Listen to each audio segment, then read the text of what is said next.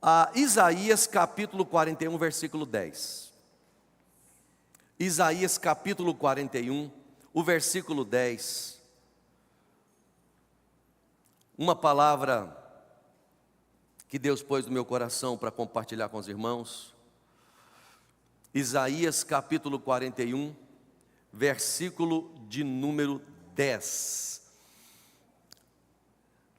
Diz o texto, Isaías 41, 10. Abram aí a palavra de Deus.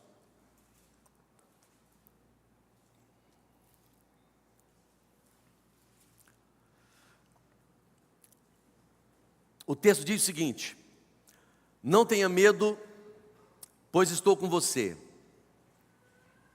Não desanime, pois sou o seu Deus.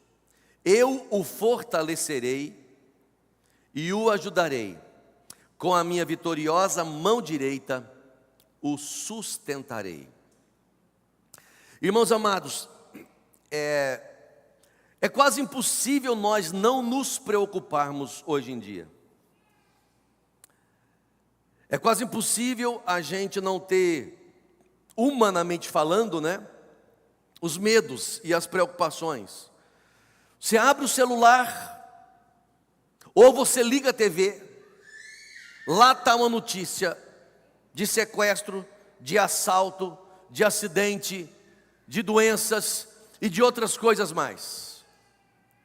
Então, nós estamos cercados por todos os lados de problemas que estão estimulando a gente a preocupar, a ter medo, a ficar assustado.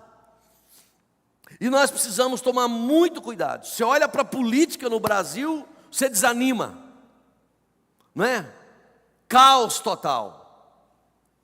Você olha para a palavra de Deus, você começa a ver coisa diferente. Por exemplo, você olha para o Salmo 121, ele vai dizer: eu elevo os meus olhos para os montes, eu pergunto de onde virá o socorro, e o meu socorro vem do Senhor que fez os céus e a terra. Então, você olha para a palavra de Deus, você começa a perceber uma direção contrária a essa que o mundo, que Satanás está tentando imprimir na mente e no coração do ser humano. Nós olhamos para Isaías aqui no capítulo de número 40, e nós vamos ver o profeta escrevendo para um povo que estava ouvindo mensagem de juízo já tinha um tempo, mensagem de condenação, um povo desobediente. Mas só que quando chega no capítulo 40, há uma nova mensagem. O capítulo 40 inicia uma nova palavra, e a palavra agora já é uma palavra de consolo. Deus agora vai direcionando o profeta para falar com a sua igreja, dizendo que esse povo não vai permanecer no exílio, não vai permanecer exilado, porque Deus é maior do que os ídolos, Deus é maior do que as nações, e ninguém pode reter a mão de Deus quando Ele determina agir a favor do seu povo. De tal maneira que o capítulo 40 vai trazer essa mensagem de esperança. E nós entramos no capítulo 41, do texto que lemos o versículo 10, né? Lemos o versículo 10, mas quando nós olhamos o versículo 8 e 9 desse capítulo 41, o texto vai dizer assim, quanto a você, meu servo Israel, Jacó, meu escolhido, o descendente lá de Abraão. Verso 9, ele vai dizer: eu chamei de volta dos confins da terra e disse: você é meu servo, eu escolhi você e eu não vou lançar você fora. Veja, irmãos amados, o que o Senhor está dizendo aqui? Ele está dizendo assim, você é meu servo, eu chamei você, eu escolhi você. Então, se eu escolhi você, eu não vou te abandonar. Há aqui nesse texto uma declaração da fidelidade de Deus. Preste atenção nisso. Há uma declaração da fidelidade de Deus. Você é meu servo, eu escolhi você. Dos confins da terra eu separei você. Vocês estão vivendo como um povo inseguro aí, um povo medroso, um povo assustado. nessa terra distante, nesses problemas todos, mas eu quero que vocês percebam a minha fidelidade. E aí então, nesse versículo 10, nós vamos perceber um Deus que elimina o medo, o nosso medo, um Deus que tira o nosso medo, quando Ele diz: não tenham medo, porque eu estou com você. Isso aqui precisa trazer uma mudança para a nossa mente, para o nosso coração, porque a grande verdade é que o medo é uma das emoções mais fortes que o ser humano tem, que ele experimenta. E o medo, ele nasce da sensação que muitas vezes nós temos de estar sozinhos. O medo surge quando nós temos uma sensação de vulnerabilidade diante do perigo. Quando nós olhamos para a situação e nós dizemos assim: nossa, tudo que está ao meu redor é maior do que eu. Era a sensação de Israel quando olhava para a Babilônia, quando olhava para a Síria, quando olhava para o Egito.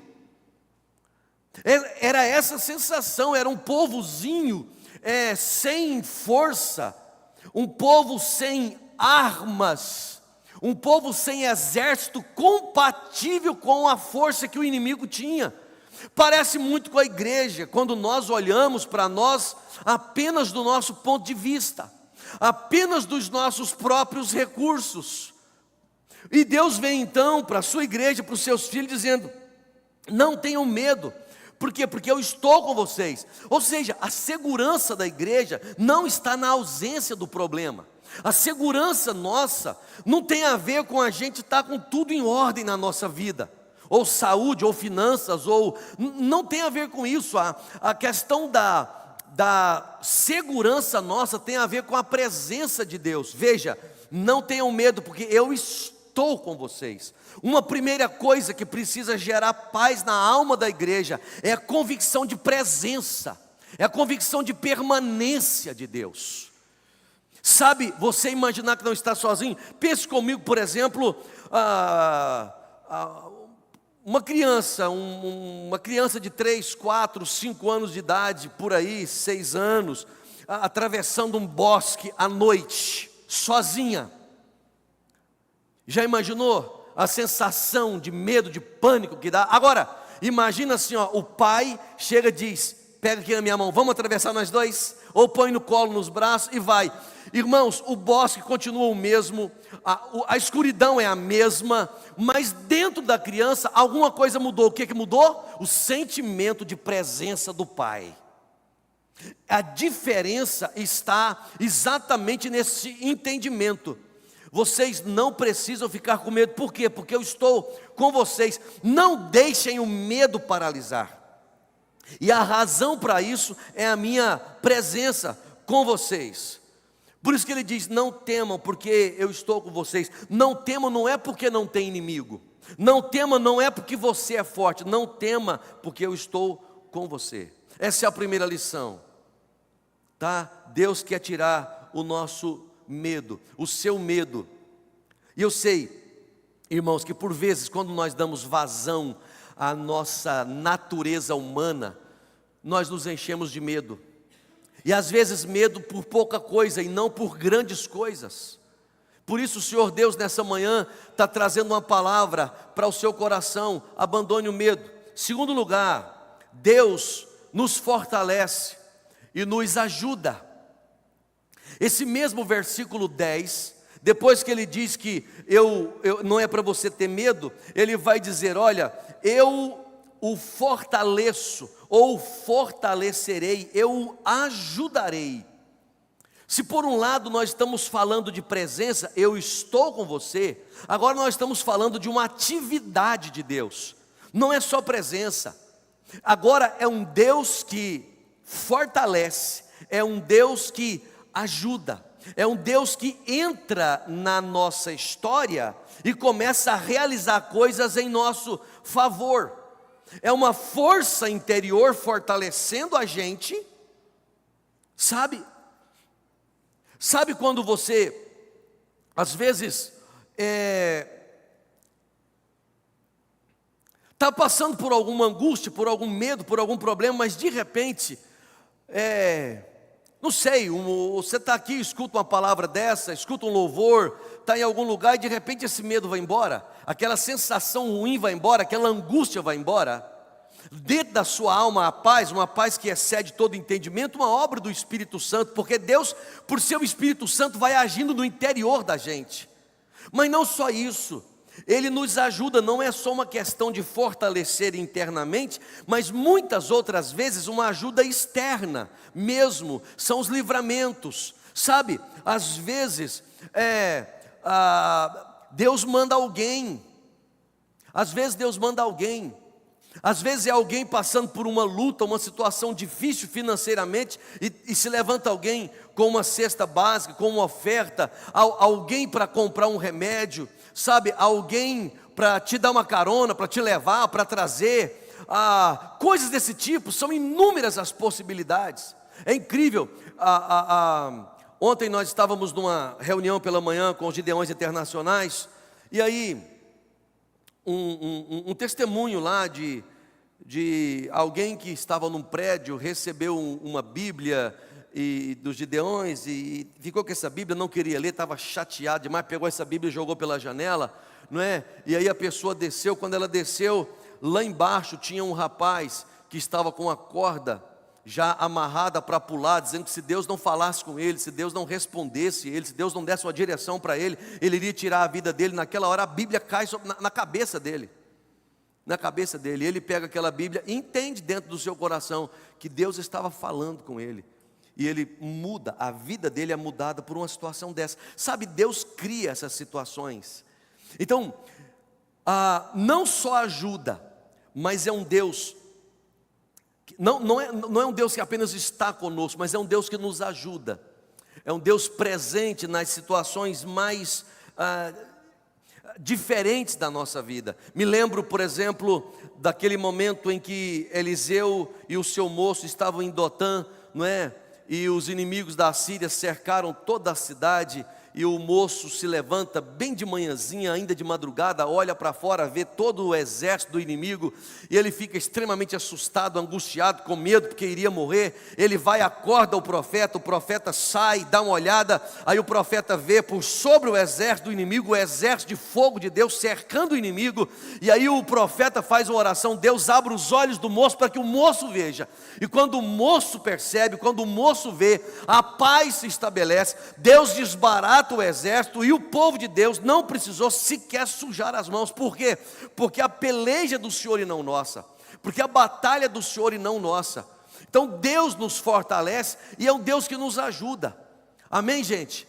Então você que passa nessa manhã por lutas aí as mais variadas, toma posse dessa palavra em nome do Senhor Jesus Cristo, receba ela como palavra de Deus para o seu coração. E eu termino a minha palavra dizendo que Deus é um Deus que nos sustenta, fortalece, ajuda, está conosco, dizendo para a gente não ter medo, mas é o Deus que nos sustenta. O final do verso 10 do capítulo 41, ele vai dizer: com minha vitoriosa mão direita o sustentarei, ou eu te sustentarei com a minha destra fiel.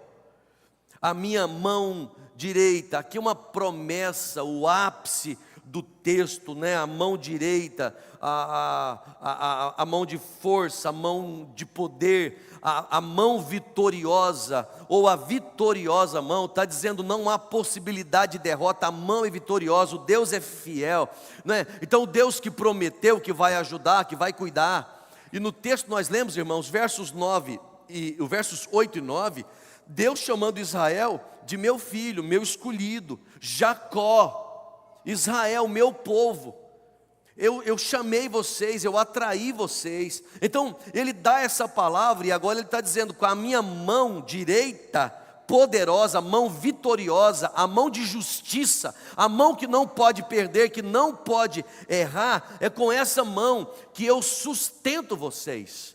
Vocês não vão cair, vocês não serão derrotados. Por quê? Porque eu os amei, porque eu os atraí.